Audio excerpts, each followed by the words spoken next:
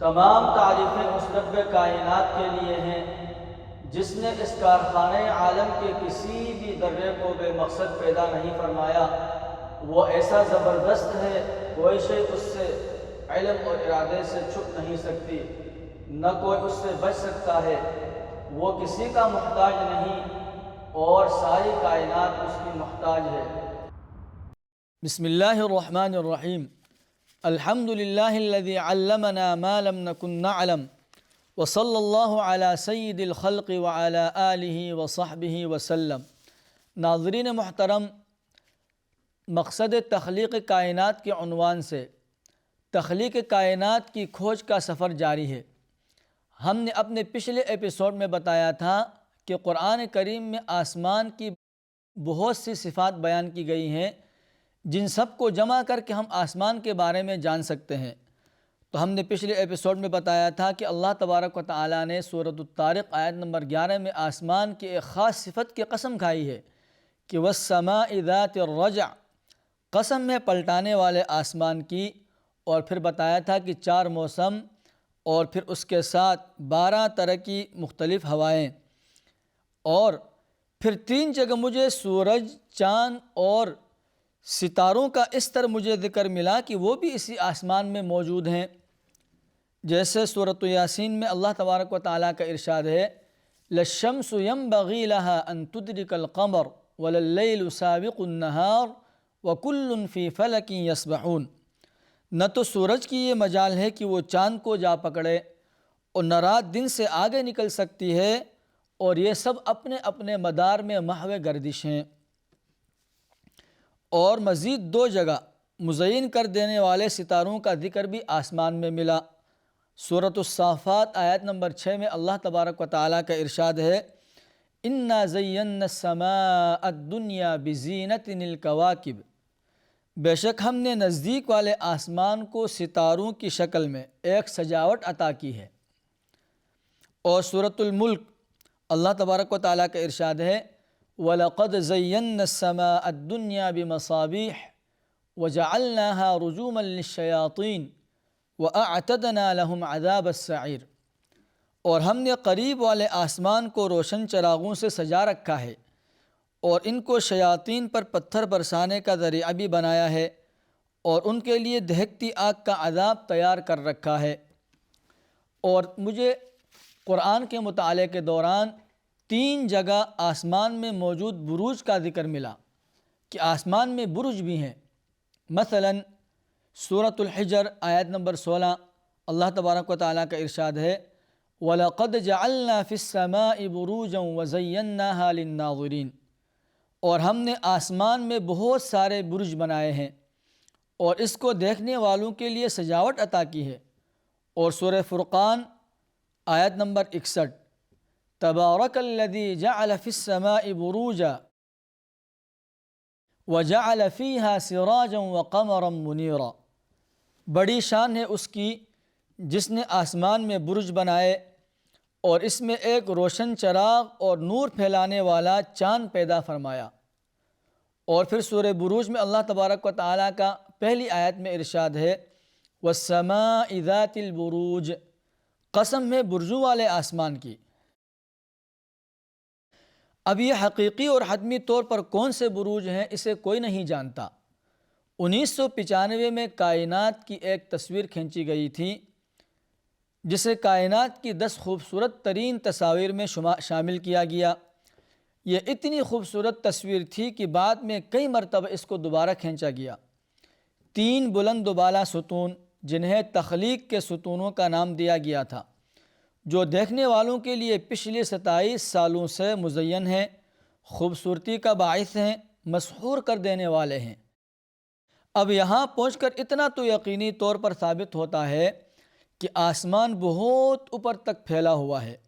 سورج، چاند، ستارے اور بروج کے علاوہ قرآن پاک میں آسمان کی اور بھی صفات ہیں۔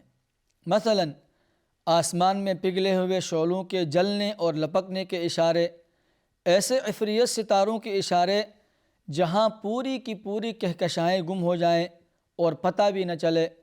بلکہ مجھے تو قرآن پاک میں آسمان پر ایسے ستاروں کا بھی ذکر ملا جن کی دمیں 60 لاکھ میل تک لمبی ہو سکتی ہیں، لیکن یہ سب بعد میں، پہلے ہم اپنے آسمان کے متعلق جانیں گے۔ اس قدر عظیم حیرت کدہ اور مزین کر دینے والے برج، سورج، چاند، ستارے صرف ہماری کہکشاں ملکی وے میں تو ہو نہیں سکتے، بلکہ ستارے تو یقیناً دوسری کہکشاؤں میں بھی موجود ہیں۔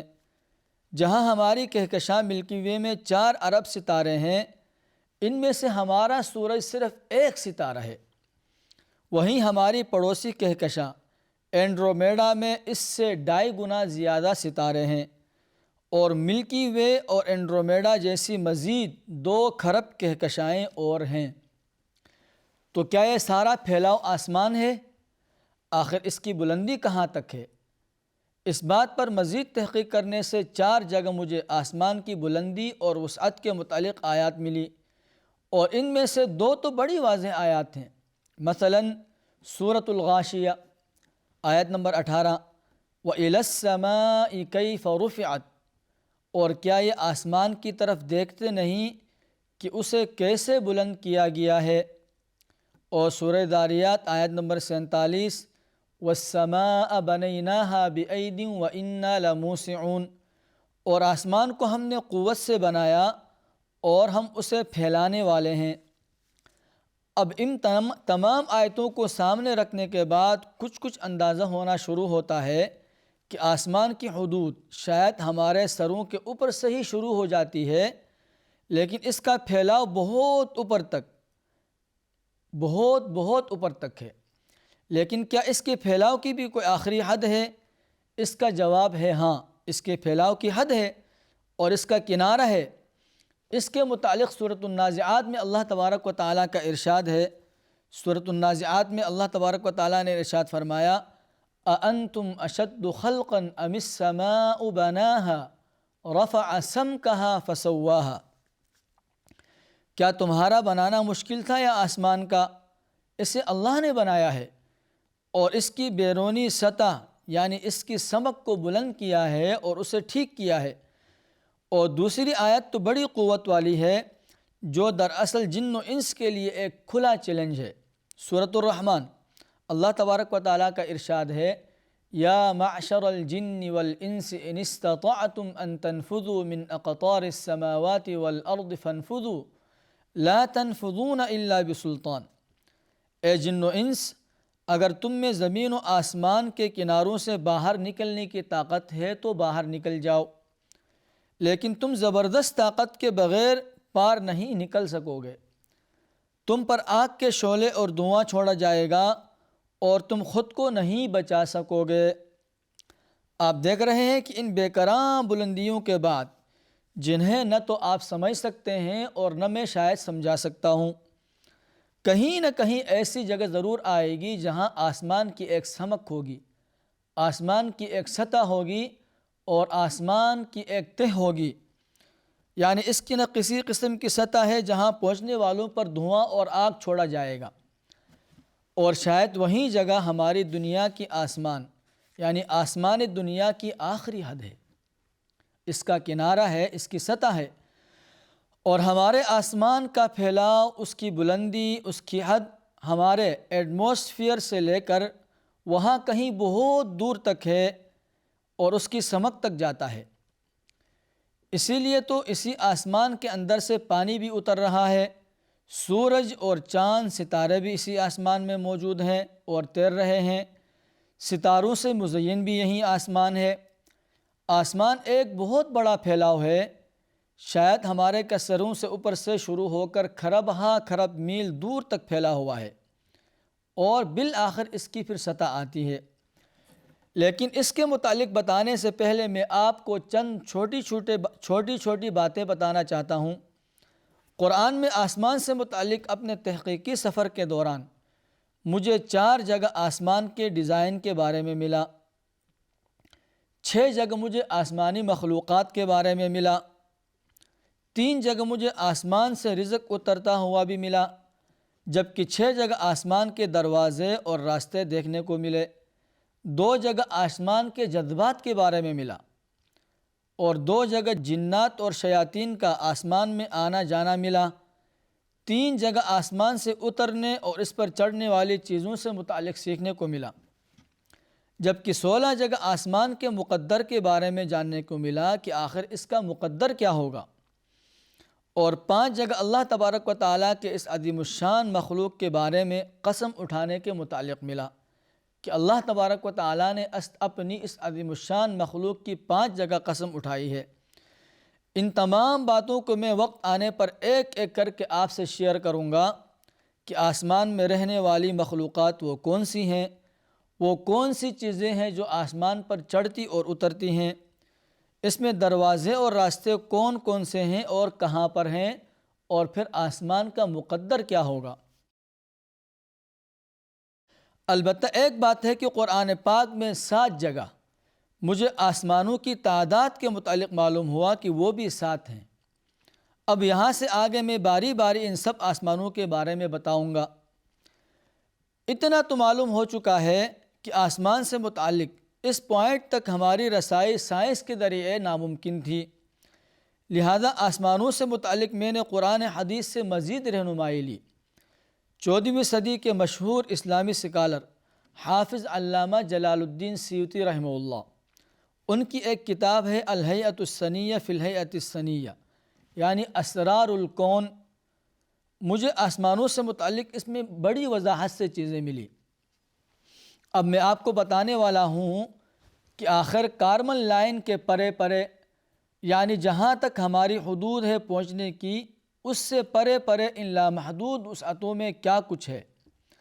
ہمارے اوپر سے شروع ہونے والے اس پھیلاؤ کی سب سے پہلی حد پہلا آسمان ہے، کہ جو آسمان دنیا ہے، یعنی دنیا کا آسمان، ہماری دنیا کا آسمان ہے جو پانی کا بنا ہوا ہے، اور اس کا نام رقیع یا پھر رقیعہ، 2 مختلف نام احادیث میں آئے ہیں، اور شاید اس پانی کی وجہ سے وہاں پہنچنے والوں پر سورہ رحمان کے مطابق دھواں چھوڑے جانے کا ذکر ہے۔ معراج والی حدیث جو بخاری اور سنن نسائی میں ہے، اسی پہلے آسمان پر آدم و حوا علیہ السلام رہتے ہیں، اور کچھ روایات کے مطابق نبی کریم صلی اللہ علیہ وسلم نے اس پہلے آسمان میں حدید نامی ایک فرشتے کے بارے میں بتایا کہ جس کا آدھا جسم برف کا اور آدھا آگ کا بنا ہوا تھا۔ اور اسی پہلے آسمان کے متعلق میں آپ کو ایک واقعہ سنانا چاہتا ہوں کہ رومن حکمران ہرقل نے امیر معاویہ رضی اللہ تعالی عنہ کو ایک خط لکھا تھا۔ اس نے کہا تھا کہ مجھے ان چند چیزوں کے متعلق بتائیے جن کے متعلق سوال ہر کوئی پوچھتا ہے لیکن جواب کوئی نہیں جانتا، لیکن میری خواہش ہے کہ آپ اس سوال کا جواب نبوی تعلیمات، یعنی آپ صلی اللہ علیہ وسلم کی تعلیمات کی روشنی میں دیں۔ امیر معاویہ رضی اللہ تعالی عنہ نے وہ خط ابن عباس رضی اللہ تعالی عنہ کو بھجوایا تاکہ وہ اس کا بہتر جواب دے سکیں۔ اس خط میں مجرہ کے متعلق سوال کیا گیا تھا۔ ابن عباس نے اس کا جواب دیا کہ مجرہ آسمان کا دروازہ ہے جو ان دونوں کے درمیان حد فاصل ہے، اور فاصل رکاوٹ کی وہ قسم ہے جس میں سے کچھ بھی نہیں گزر سکتا، یہاں تک کہ ٹیمپریچر اور حرارت بھی نہیں۔ تو لہذا معلوم ہوا کہ پہلا آسمان پانی سے بنا ہوا ہے اور کوئی چیز اس میں سے نہیں گزر سکتی ہے، اور پھر اس پہلے آسمان کے بعد دوسرا آسمان ہے، حدیث کے مطابق اس کا نام ازقلون ہے۔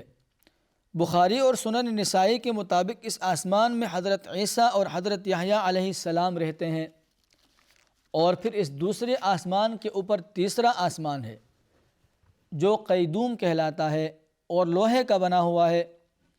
اس آسمان میں حضرت یوسف علیہ السلام رہتے ہیں، اور کچھ روایات کے مطابق اس میں حضرت عزرائیل علیہ السلام کے ہونے کا بھی ذکر ہے جو ملک الموت یعنی موت کے فرشتے ہیں۔ اور پھر حدیث اسراء، اسی سے ہمیں پتہ چلتا ہے کہ تیسرے آسمان کے بعد چوتھا آسمان ہے جو پیتل کا بنا ہوا ہے جس کا نام ماعونہ ہے، اور اس چوتھے آسمان میں حضرت ادریس علیہ السلام رہتے ہیں، اور وہیں ایک اور فرشتے کے بھی ہونے کا ذکر ہے۔ پھر اس کے اوپر پانچواں آسمان ہے جس کا نام ریقہ ہے، اور وہ چاندی کا بنا ہوا ہے، اور 5ویں آسمان پر حضرت ہارون علیہ السلام رہتے ہیں، اور جہنم کے داروغہ مالک کے بھی یہیں پر ہونے کا ذکر ملتا ہے۔ مالک جن کے زیر حکم بہت پر اسرار فرشتے ہیں، جن کا ذکر سورۃ العلق میں بھی ہے۔ ان فرشتوں کو زبانیہ کہا گیا۔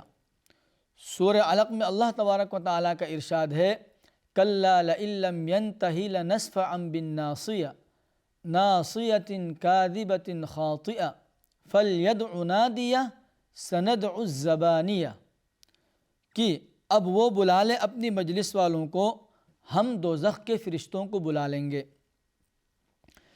فرشتوں سے متعلق آگے چل کر انشاءاللہ ہم آپ کو تفصیل سے بتائیں گے۔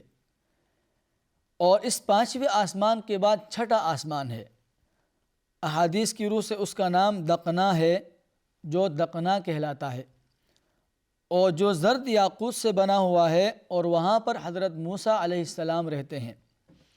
لیکن اس سب سے پہلے کہ میں آپ کو اس سے آگے بتاؤں، میں چاہتا ہوں کہ آپ صرف 1 منٹ کے لیے تصور کر لیں کہ سونے جیسا سنہرا اور یاقوت جیسا سرخ پتھروں سے بنا ہوا آسمان، سورۃ النجم کے مطابق یہاں ایک عظیم الشان درخت ہے، جس کی جڑیں اسی 6ٹھے آسمان سے شروع ہوتی ہیں، اور اس کی شاخیں 7ویں آسمان تک جا پہنچتی ہیں، اور اس درخت کا نام سدرۃ المنتہا ہے۔ سورۃ النجم میں اللہ تبارک و تعالیٰ کا ارشاد ہے، وَلَقَدْ رَآهُ نَزْلَةً أُخْرَى عِنْدَ سِدْرَةِ الْمُنْتَهَى عِنْدَهَا جَنَّةُ الْمَأْوَى إِذْ يَغْشَى السِّدْرَةَ مَا يَغْشَى مَا زَاغَ الْبَصَرُ وَمَا طَغَى،